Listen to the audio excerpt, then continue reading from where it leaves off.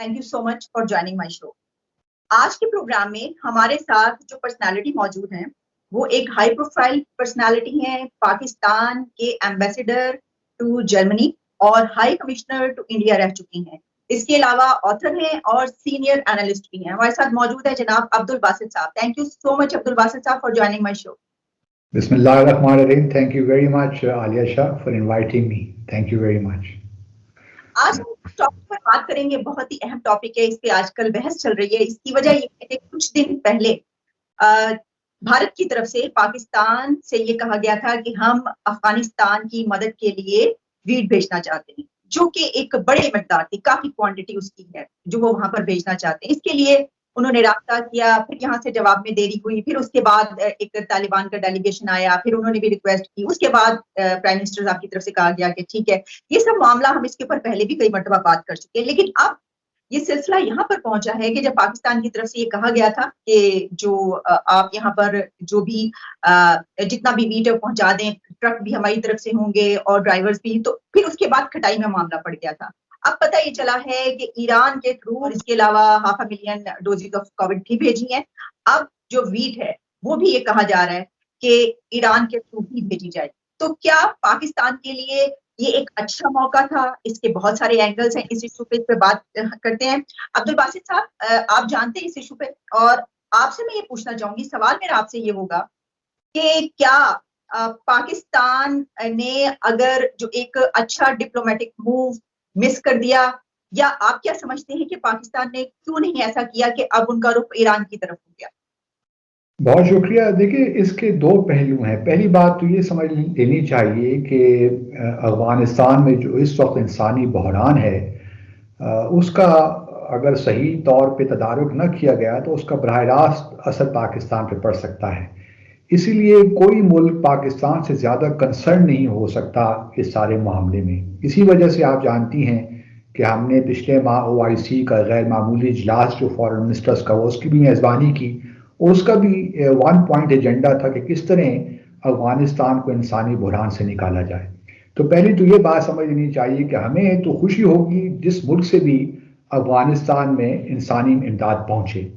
जहाँ तक भारत का ताल्लुक है, ये एक ज़रा पेचीदा मसला है, और भारत ने हमेशा जब भी इंसानी मदद करनी चाहिए अफगानिस्तान की, तो उसने इस सारे मामले को पाकिस्तान के ख़िलाफ़ भी इस्तेमाल किया।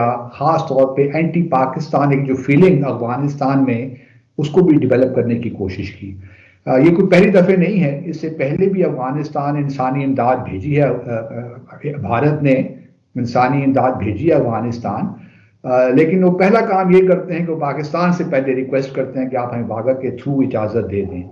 जहाँ तक मेरा अपना ख्याल है कि पाकिस्तान ने बिल्कुल दुरुस्त फैसला किया कि चलिए, अगर आप इमदाद भिजवाना चाहते हैं तो हम आपको ये अफगानिस्तान की रिक्वेस्ट पे हम ये कर सकते हैं कि अफगानिस्तान के ट्रक वागा तक आ जाएं और वो यहाँ से आपकी इमदाद ले जाएं। अब लोग क्वेश्चन कर सकते हैं, जिसने आपने भी कहा कि क्या उसकी वजूहात हैं कि पाकिस्तान वागा के थ्रू अलाउ नहीं करता भारत के ट्रक से तुर्खाम तक पहुंचे। देखिए, पाकिस्तान और भारत के दरमियान एक एडवर्सरियल रिलेशनशिप है, कोई नॉर्मल रिलेशनशिप नहीं है। और हम इस बात पे हमें बड़ा एक रहता है कि अगर खुदा ना खास्ता हम अलाउ कर दें और भारत सैकड़ों ट्रक आएंगे तुर्खाम तक, किसी एक ट्रक के साथ भी कोई हादसा हो सकता है खुदा ना खास्ता पाकिस्तान के अंदर, कोई ट्रक ड्राइवर एक्सीडेंट हो सकता है, कुछ भी हो सकता है। तो आप जानते हैं कि उसका कैसा क्राइसिस बनेगा। तो इस वजह से पाकिस्तान को ये बिल्कुल मालूम है कि और भारत इस किस्म की शरारत कर भी सकता है, क्योंकि हमने बहुत से फॉल्स फ्लैग ऑपरेशन भी भारत में देखे हैं और उसका इल्ज़ाम पाकिस्तान पे रख दिया। तो हम कोई ऐसा रिस्क नहीं ले सकते जिससे एक ह्यूमैनिटेरियन असिस्टेंस भी एक क्राइसिस की सिचुएशन अख्तियार कर जाए। फिर देखिए, भारत के लिए कोई मुश्किल नहीं है। भारत आफ्टर ऑल ट्रेड तो कर रहा है अफगानिस्तान के साथ, और वो कराची पोर्ट का इस्तेमाल करता है, तो आप वो कराची पोर्ट भी इस्तेमाल कर सकते हैं। लेकिन भारत पाकिस्तान को, चूंकि वो एक प्रोपेगेंडा एक्सरसाइज है मेरे हिसाब से, तो वो उन्होंने ये करना था। उनको मालूम था कि पाकिस्तान इसकी इजाज़त नहीं देगा, क्योंकि इसमें रिस्क बड़े ज़्यादा इन्वॉल्व हैं और पाकिस्तान मुतहम्मिल नहीं हो सकता कि इस किस्म के रिस्क इस वक्त ले। और ख़ास तौर पर अफगानिस्तान के मामले में हम जानते हैं कि अगर एड आती है तो बहुत खुशी की बात है, वो एयर कॉरिडोर भी बना सकते हैं। पिछले सालों में उन्होंने बाय एयर जो है ह्यूमैनिटेरियन असिस्टेंस अफगानिस्तान को भिजवाई है। लेकिन ये होता यही है कि जब भी इस किस्म का भारत कोई काम करता है तो उसकी शुरुआत इसी से होती है कि जी आप हमें वागा के थ्रू जाने दें। लेकिन मुझे खुद भी इस बात का अंदाजा है कि अगर आप इजाजत दे भी देंगे तो फिर और बहुत से लॉजिस्टिक मसाइल खड़े हो जाएंगे कि जी अफगानिस्तान रूट कौन सा हो, उसको ट्रैक किस तरह करेंगे, भारत के और ऑफिशियल भी साथ आएंगे, इस किस्म की बातें भी साथ शुरू हो जाएंगी। तो पाकिस्तान ने सही फैसला किया कि अफगानिस्तान के ट्रक आए और वो WF जो है वर्ल्ड फूड प्रोग्राम के तहत, UN के ऑस्पिसेस के तहत, क्योंकि भारत ने ये कहा कि जी हमें क्या मालूम है कि ट्रक अगर अफगानिस्तान के आएंगे तो वो कहाँ डिलीवर करेंगे। तो पाकिस्तान ने उसका बड़ा सही जवाब दिया कि UN की ऑस्पिसेस के थ्रू आप उनको ले जाइए और आप डिलीवर कर दीजिए। अब वही बात अगर नहीं मानते तो फिर हम क्या कर सकते हैं। अब ये एक प्रोपेगेंडा एक्सरसाइज है जो भारत ने बहरहाल करनी है और वो करता रहेगा। अच्छा, अब्दुल बासित साहब, आपने के जवाब से देखिए दो चीजें जो है एक निकल रही है। ये बात तो बिल्कुल सही कि पाकिस्तान ये हक रखता है, ये ठीक है, पाकिस्तान के पास ये हक मौजूद है कि वो इनकार कर सकता है, वो कह सकता है कि देखिए हम आपके बेच सकते हैं लेकिन इसके लिए ये करना पड़ेगा, हम ये तरीकाकार इख्तियार करेंगे। लेकिन जब हम ये कहते हैं कि देखिए वो हर दफा ये करते हैं ये करने के लिए, लेकिन अगर फर्ज कीजिए वो ना पूछते तो हम ये कहते कि जहां हम ताल्लुकात अच्छे करना चाहते हैं तो देखिए उन्होंने तो कभी हमसे कोई ऐसा कोई सवाल ही नहीं किया कि वो इस तरफ से भेजना चाहते हैं।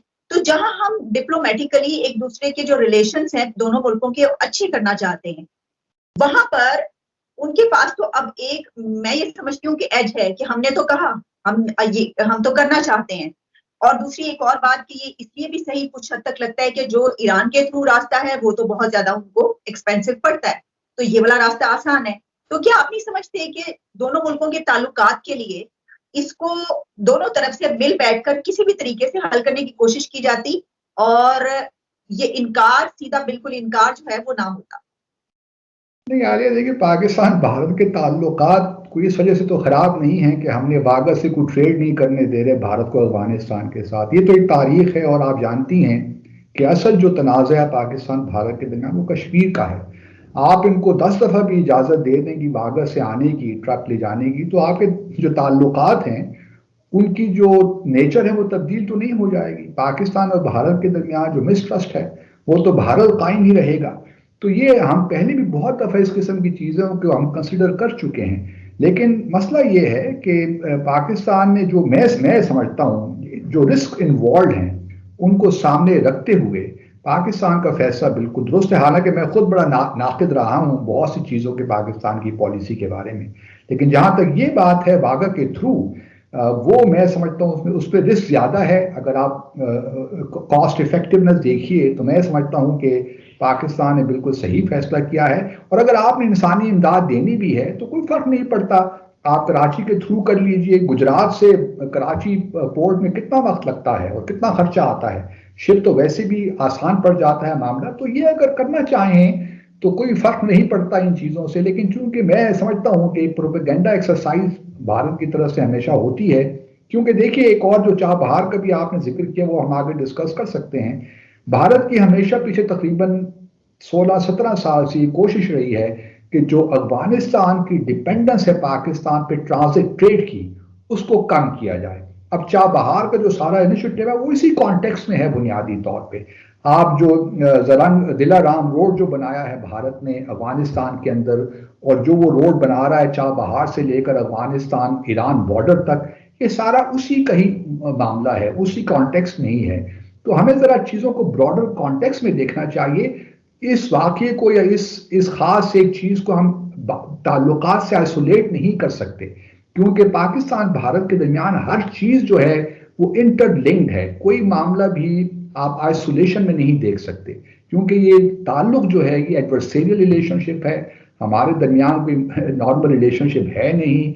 हम देखिए ना इस वक्त ताल्लुकात की जो नोयत है वो डिग्रेड हम कर चुके हैं, हमारे हाई कमिश्नर्स नहीं हैं, हमारे तिजारत नहीं हो रही। जब तिजारत ही नहीं हो रही तो फिर ये हम क्यों इलाव करें। और ये मसला आज का नहीं है, बहुत अरसे का है। ये वागा के थ्रू ट्रेड का अफगानिस्तान के साथ, मुझे याद है 2010 में भी जब हमने Afghanistan Pakistan trade transit agreement भी रिन्यू किया था, उस वक्त भी ये मामला आया था। उस वक्त ये भी याद रखिए कि अफगानिस्तान को भी हमने इजाज़त नहीं दी थी कि आप अपने जो गुड्स हैं वो वागा तक लाइए, लेकिन फिर उस ट्रेड एग्रीमेंट जब रिन्यू हुआ उसके बाद हमने अफगानिस्तान ट्रक्स को, अफगानिस्तान की जो एक्सपोर्ट्स हैं उनको अलाउ किया कि आप वागा के थ्रू कर सकते हैं इंडिया को, लेकिन भारत इंडिया की हमने अलाउ उस वक्त भी नहीं की।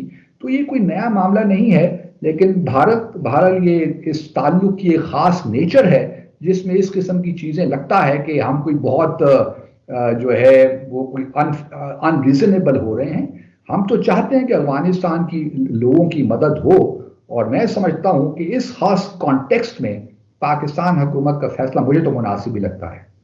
ठीक, अब्दुल बासित साहब, जिस तरह आपने ये बात कही, ये बात तो सोचने वाली है कि फर्ज कीजिए कि रिस्क मौजूद है कि अगर पाकिस्तान के अंदर से ही फर्ज कीजिए, जिस तरह हम तो जानते हैं ना, हमारे बहुत सारे इलाकों में इस तरह की दहशतगर्दी होती है, कोई ऐसी शरपसंदी हो जाती है तो वो मामला बहुत ज्यादा बिगड़ जाएगा और बहुत ज्यादा उस पर फिर ज्यादा खराब हो जाएंगे मामला दोनों मुल्कों। लेकिन दूसरी तरफ मैं जाती तौर पर ये भी समझती हूँ, मैं इस तरह देखती हूँ, क्योंकि मैं ये सोचती हूँ कि दोनों मुल्कों के ताल्लुकात बेहतर होने चाहिए। कि जहां हम ये कह रहे हैं कि हमारे तो देखिए ताल्लुकात पहले ही नहीं है, हमारी तो ट्रेड ही बंद है, तो फिर इस सिचुएशन में हम ये कैसे अलाउ कर सकते हैं? तो मेरा ख्याल है कि इसी सिचुएशन में कुछ ऐसे ड्रास्टिक मूव करने चाहिए कि जिसपे हमें कुछ ऐसा मौका मिले कि चलिए शायद कुछ बेहतरी आ जाए।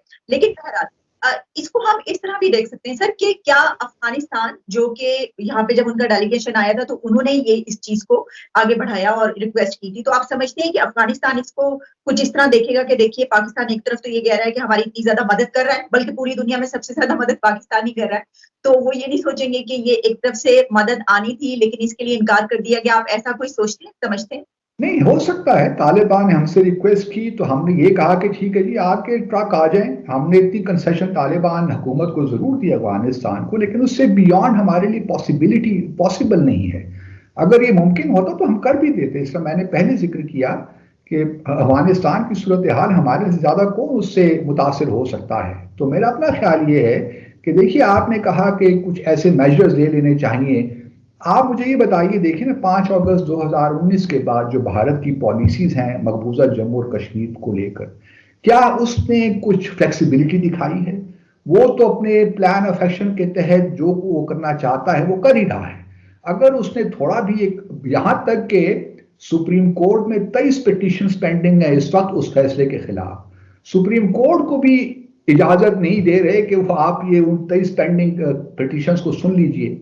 तो यहां तक मामलात हैं, और वो हम जानते हैं कि किस तरह 40 लाख के करीब डोमिसाइल्स नए इशू हुए हैं इंडियंस को to settle down in occupied Kashmir, और अब वो डिमिलिटेशन एक्सरसाइज कर रहे हैं ताकि जम्मू को ज्यादा सीटें मिल जाएं। तो भारत अपने तौर पे, और मेरा जाती ख्याल ये है, मैं चूंकि फॉरेन सर्विस में मैंने 36 साल गुजारे हैं और मैं इंडिया को जानता हूं थोड़ा बहुत, मेरा अपना ख्याल ये है कि जो लोग ये समझते हैं कि इन छोटे छोटे इकदाम से या इन इनिशिएटिव से, इन जेस्चर से पाकिस्तान भारत के ताल्लुकात में कुछ बेहतरी आ सकती है, मैं इस व्यू को सब्सक्राइब नहीं करता। मेरा अपना ख्याल और मेरी असेसमेंट यही है कि पाकिस्तान, और हम चाहते हैं, जिस तरह आपने फरमाया, पाकिस्तान चाहता है कि भारत के साथ हमारे ताल्लुकात अच्छे हों, हमसायों की तरह हम रहें, लेकिन ये उस वक्त तक मुमकिन नहीं है जब तक कि भारत जो है, जब तक जम्मू और कश्मीर का तनाज़ा हल नहीं होता। ये एक तारीखी हकीकत है। इससे पहले भी हमने बहुत सी अप्रोचेस अपनाई। कभी हमने कश्मीर को बैक बर्नर पे डाल दिया, कभी हम 4 पॉइंट फार्मूला लेकर आ गए, लेकिन ये जो मिसट्रस्ट है ना मिस्शा, ये बहुत डीप है और इसकी हिस्टोरिकल रीजंस भी हैं, ज्योग्राफिकल रीजंस भी हैं, और अब तो और मामला बड़े गंभीर हो गए हैं। जिस तरह चाइना भारत के दरमियान एक कशीदगी है, चाइना यूएस के दरमियान कशीदगी है, तो ये जो पॉलिटिक्स इस रीजन में खेली जा रही है उसने मसाइल को और कॉम्प्लिकेट कर दिया। और फिर ये भी देखिए कि हमने तो भारत को नहीं कहा था कि 5 अगस्त 2019 को आप ये इकदाम कीजिए जो गैर आईनी भी हैं, उनके अपने आर्टिकल 3 के खिलाफ हैं। मतलब सुप्रीम कोर्ट ऑफ इंडिया ने 4 अप्रैल 2018 को ये रूलिंग दी, इंडियन सुप्रीम कोर्ट ने, कि आप ये जब जम्मू और कश्मीर का जो स्पेशल स्टेटस है ये अब परमानेंट है। आप आर्टिकल 370 को ना चेंज कर सकते हैं ना उसको आइन से निकाल सकते हैं। ये इंडियन सुप्रीम कोर्ट की रूलिंग है। तो इन तमाम चीजों के बावजूद भारत की हुकूमत ने एक स्टेप लिया। हमने तो कॉम्प्लिकेशंस पैदा नहीं की, भारत ने कॉम्प्लिकेशंस पैदा की हैं, शिमला मुआहदे के खिलाफ भी और अपने कानून और आइन के खिलाफ भी। तो अब पहल भारत को करनी है किसी तौर, और पहल तभी होगी जब भारत कश्मीर पे कुछ सही मानों में ऐसे इकदाम लेगा।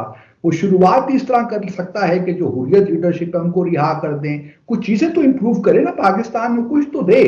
तो इस वजह से मैं नहीं समझता कि सिर्फ इन वागर से अगर हम अलाउ कर दे तो चीजें कुछ बेहतर हो जाती हैं। बड़ा कॉम्प्लेक्स रिलेशनशिप है और इसको उसी एहतियात के साथ देखना चाहिए, क्योंकि हमने माजी में देखा कि हमारे बहुत से अकाबरीन जो थे उन्होंने इम्पेशेंट होकर भारत के साथ मामला तय करने की कोशिश की, लेकिन हुआ नहीं। उस प्रोसेस में बदकिस्मती के साथ हमने अपनी कश्मीर पॉलिसी को कमजोर किया मुख्तलिफ जहतों में। तो आज जो 5 अगस्त 2019 को हुआ, सारा उसी का नतीजा है बदकिस्मती के साथ। अब्दुल बासित साहब जी, कश्मीर का मौजू क्योंकि अभी हमारे जेर बहस नहीं है, लेकिन हम किसी और दिन इस पे बाकायदा पूरा एक प्रोग्राम करेंगे, क्योंकि एक बहुत अहम बड़ा मौजू है। लेकिन वहां पे जो अभी तक इकदाम हो रहे हैं उनमें से एक बड़ा इकदाम तो ये हुआ है कि जो यूएई है उसकी एक बहुत बड़ी इन्वेस्टमेंट वहां पर आ रही है। लगता है कि तरक्की के कुछ वो जीने खोलने की कोशिश कर रहे हैं और यूएई इसमें शामिल है। चलिए, लेकिन सर मैं ये जो हमारा जो इश्यू है इसके ऊपर मैं आपसे ये बात करना चाहूंगी कि क्या आप समझते हैं कि जहां पाकिस्तान के ईरान के रिलेशंस है वहीं पर भारत और ईरान के भी कुछ रिलेशंस थे, तो इसमें जहां एक मौका शायद ये भी मिले फिर इस वजह से कि पाकिस्तान के खिलाफ जाएगा, ये भी कि भारत और ईरान के रिलेशन इससे ज्यादा मजबूत होंगे अगर उन्होंने ये स्टार्ट कर दिया और वहां से गए। इसको आप किस तरह देखें? ये बात आपकी दुरुस्त है, लेकिन मैं इन ताल्लुकात को जीरो सम गेम के तौर पे नहीं देखता। ईरान भारत के अपने ताल्लुकात हैं और हमारे ईरान के अपनी ताल्लुकात की स्ट्रेंथ्स हैं या वीकनेसेस हैं। हम ईरान के साथ बॉर्डर भी शेयर करते हैं और भारत हमारा एक ताल्लुक उनके साथ है, उसमें पेचीदगियां भी हैं, इसमें भी कोई शक नहीं है। लेकिन इसके और फिर ईरान का एक खास ताल्लुक भारत के साथ भी, और जो चाबहार पोर्ट है इसका मैंने पहले एक्सप्लेन किया, उसकी भी एक खास नोयत है। बहुत से ममालिक हैं आलिया शाह जो नहीं चाहते कि गवादर आपका सही ऑपरेशनल हो। चाबहार भी वही कोशिश है भारत की, ईरान की और कुछ मैं कहता हूँ गल्फ कंट्रीज की भी, वो भी नहीं चाहते, कुछ कंट्रीज हैं कि गवादर फुली ऑपरेशनल हो। तो ये एक पॉलिटिक्स है ईरान के साथ, उनको मालूम है कि where do we stand when it comes to India. So लेकिन ये जीरो सम गेम नहीं है। ईरान के साथ हम भारत अपने तौर पे कोशिशें करते रहें और जो है जितने भी ताल्लुकात बढ़ सकते हैं वो बढ़ने चाहिए, लेकिन वहाँ भी पेचीदगियाँ ज़रूर हैं और भारत उन पेचीदगियों से फ़ायदा भी उठाता है। हमारी एक डिप्लोमेसी इतनी रोबस्ट होनी चाहिए, इतनी डायनामिक होनी चाहिए कि इन तमाम चीज़ों को हम फेस करें। लेकिन आपकी बात दुरुस्त है कि ईरान और जो भारत के ताल्लुकात की नोयत है वो शायद पाकिस्तान और ईरान की इस वक्त नहीं है। बदकिस्मती के साथ हमारे कुछ ईरान अफगानिस्तान के हवाले से भी डिफरेंसेस हैं, फिर और बहुत सी चीज़ें हैं। लेकिन अगर चीन के साथ देखिए ना, $400 बिलियन का ईरान ने भी कुछ मुआहदा किया है इन्वेस्टमेंट का वहाँ पे। तो ये चीज़ें मुस्तकबिल में हमारे हक में जाएंगी इंशाल्लाह। लेकिन थोड़ा ये है कि हम सफारतकारी को एक इवेंट के तौर पे ट्रीट ना करें, ये एक प्रोसेस है जिसको हम ब्रिक बाय ब्रिक बिल्ड करते हैं, और लेकिन कोलैप्स होने में टाइम नहीं लगता। You are right in that sense.